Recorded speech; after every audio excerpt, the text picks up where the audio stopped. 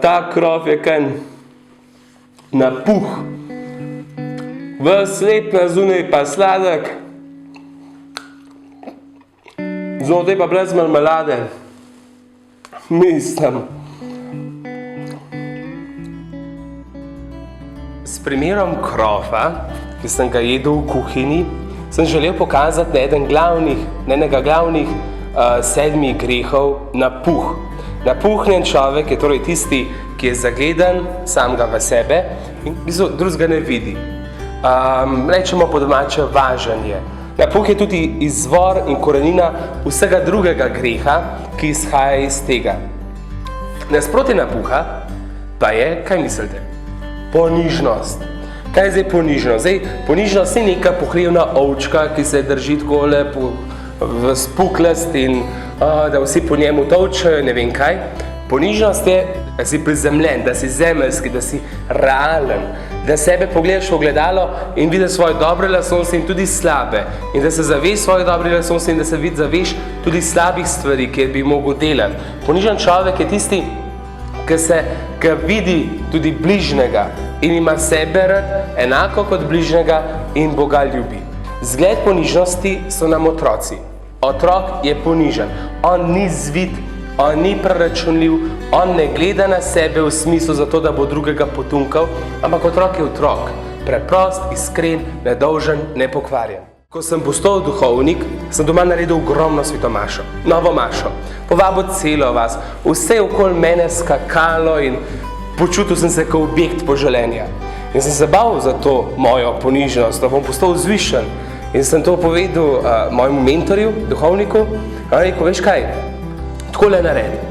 Vse to, kar ti prejemaš, kar te ljudje hvalijo, vse to, kar ti ljudje dajo, reči, Jezus, to je zate. To ni moja zasluga, to je zate. In od takrat naprej vse uspehe, vse, kar mi rata, pa tudi tisto, kar mi ne rata, rečem, Jezus, to dajem tebi. To je nagrada zate. To je ratalo z najno skupno pomočjo. To si mi ti dal, tebi dajem. Tako da v tej zahvaljevanju in v izročanju Jezusa vsega, kar pride v mojem življenju, rastem tudi v ponižnosti. In njemu gre vsa čast in hvala. Ne meni. Nič ni na meni zrasel, ampak na njemu. In kar dobim lepega, njemu dajem in ne nosim to s seboj.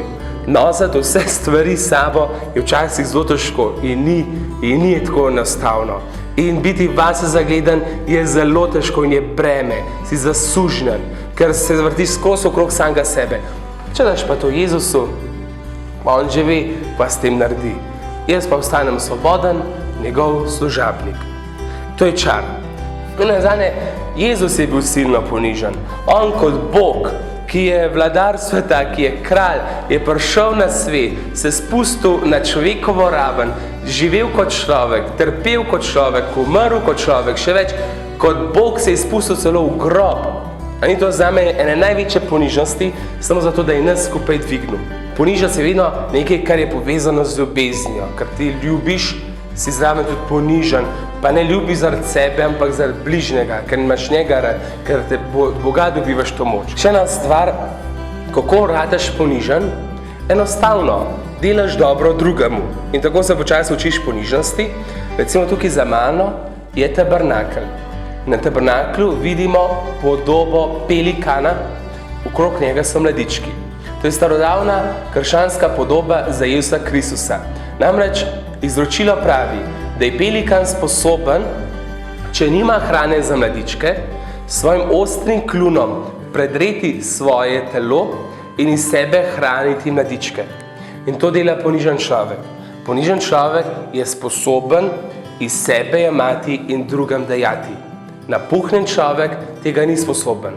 Napuhnjen človek je sposoben še kaj vzeti in sebe bogatiti, ponižen človek je pa sposoben iz sebe dajati in druge dvigovati.